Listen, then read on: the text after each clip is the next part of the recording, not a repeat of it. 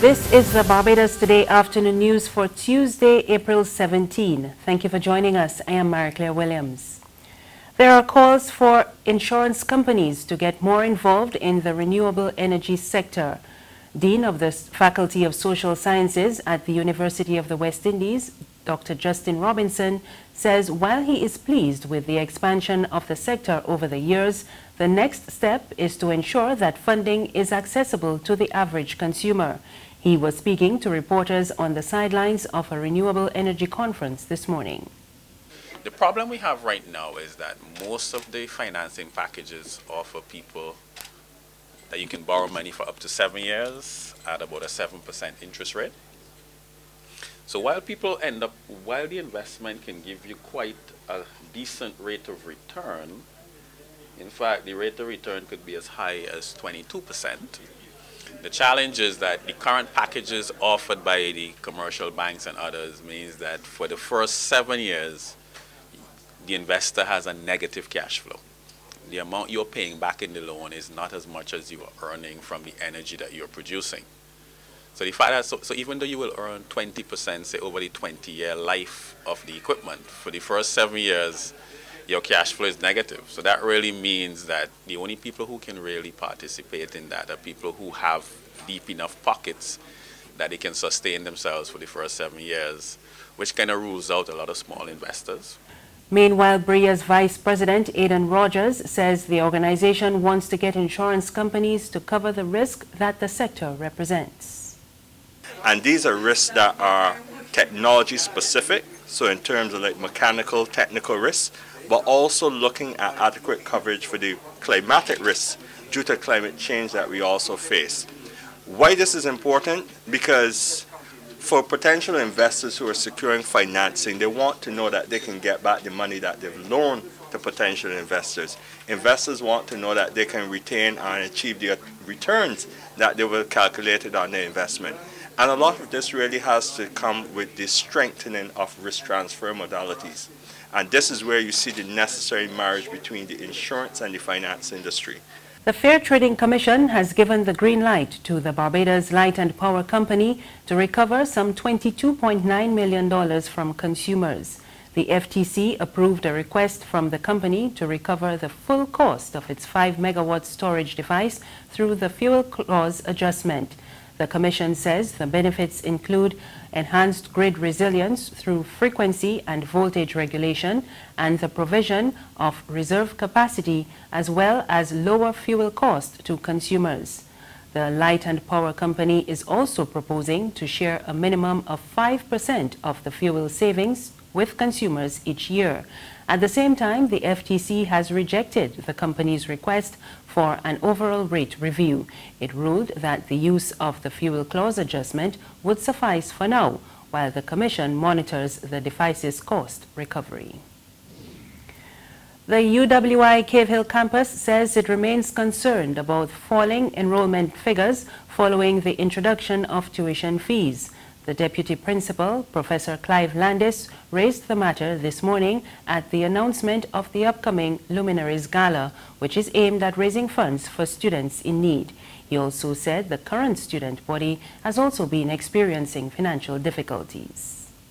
We conducted a survey amongst the student body, and 57% of the students have financial needs, and they need support in many different ways. So it isn't always one form of need. It might be for day-to-day living expenses. It might be for tuition.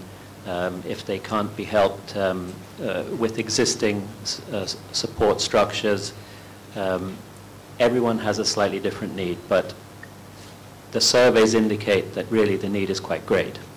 The other thing I want to point out is that in the drop in student numbers that we've had, disproportionately mid-career professionals have not been able to come to the campus to continue their studies.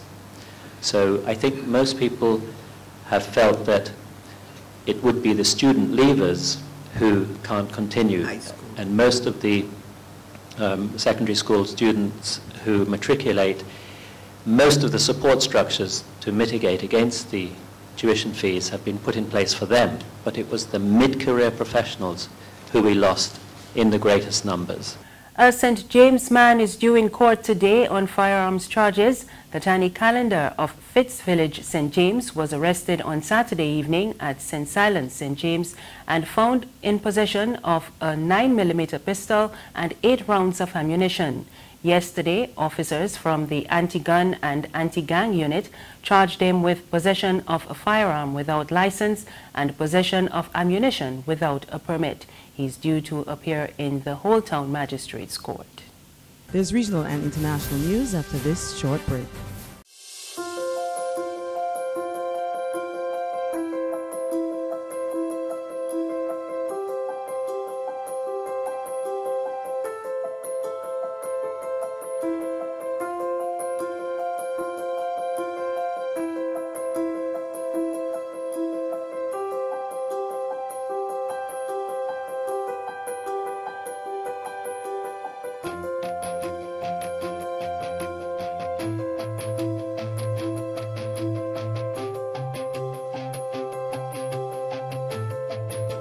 Barbados Today, news you can trust. Thank you for staying with us. We're back with news from the region. British Prime Minister Theresa May has apologized to Caribbean leaders over the controversies surrounding immigrants from the Windrush generation. May said she was genuinely sorry for the anxiety caused by the Home Office threatening children of the Commonwealth citizens with deportation. At a meeting with Caribbean leaders, she added that the UK government valued the contribution they had made and they had a right to stay in the country. The United Kingdom has long-standing and deep ties with your countries and indeed with the region as a whole, spanning a whole range of areas of activity, trade, development, security, culture, sport, and we value, and I want to reiterate how much we value the contribution that has been made by Commonwealth citizens who've made their life here in the UK to the United Kingdom. I particularly want to acknowledge that as we come together and celebrate the Commonwealth and the ties between us and the connections between us at Trobham. And particularly the Windrush generation helped to build the country that we are today. And I want to dispel any impression that my government is in some sense clamping down on Commonwealth citizens, particularly those in the Caribbean who built a life here. I take this issue very seriously. The Home Secretary apologised to the House of Commons yesterday for any anxiety caused, and I want to apologise to you today because we are genuinely sorry for any anxiety that has been caused. Jamaica's Prime Minister Andrew Holness said he accepted May's apology, saying he believes the right thing is being done. And on the international scene, French President Emmanuel Macron is urging Europeans to renew their commitment to democracy. In a passionate speech to the European Parliament, Macron warned that there seems to be a European civil war between liberal democracy and rising authoritarianism. More in this Reuters report.